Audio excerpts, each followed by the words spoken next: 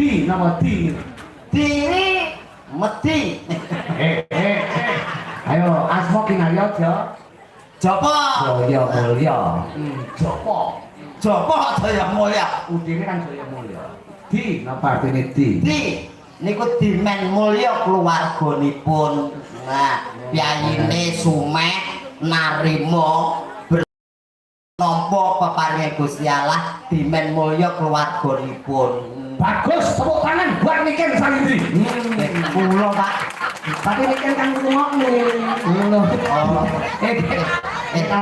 Kalau memut kowe lho iki masaku. Sira petuk kaya buta malah. Lakon kaya dimut iki lakon maksude iki. Matur nuwun. Ditungake bagus. Mulo menika mangke berkah. Ngaten napa Wayangane lagu wingi to kok ya. lajeng Tanggal 24 ya siapno wayangan.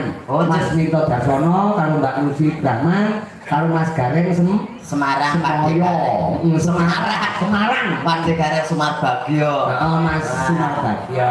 Untung aku ora digandhenge karo Mbak Lucy. Lah ngene apa? Gandhenge karo Mbak Lucy malah cilaka to. Lucy Brahman. Wah, Pak Martin anggap anu sakti karo letong. Untung Lah penjane sapi iki pirang-pirang lah ya Lucy Brahman kan wis sapi kula letonge. lu masuk aja letong lah. Paling ora sampe iki ya telek titik lah. Ojo cilik. Guyu-guyu padha teleke. Ya, cocok. Dan kena cocok bagus aja niki aku padha lanang.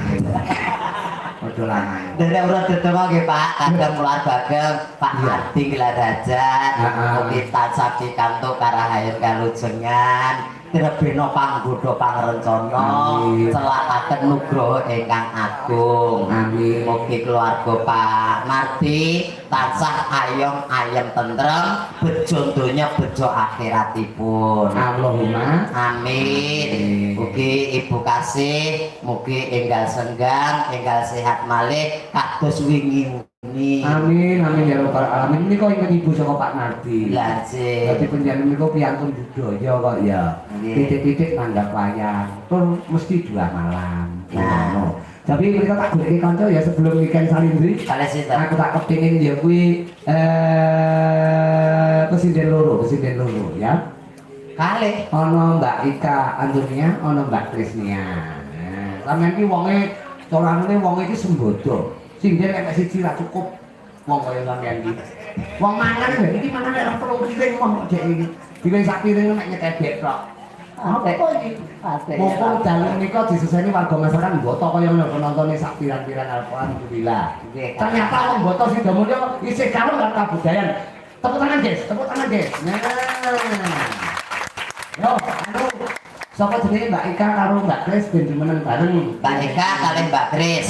Kita putih dayanipun. Lah kok dicat ora? Boten no. Ya Allah, Ika iki sing gender.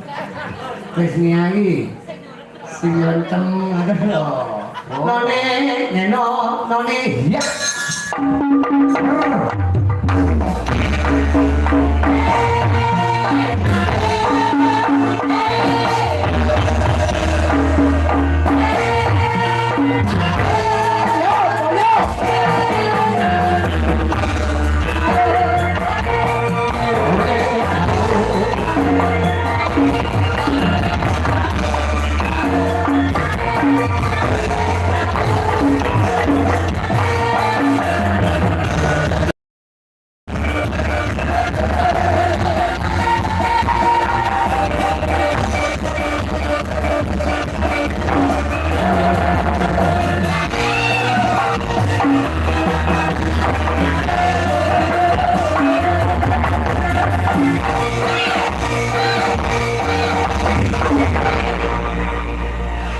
Banyak Pak.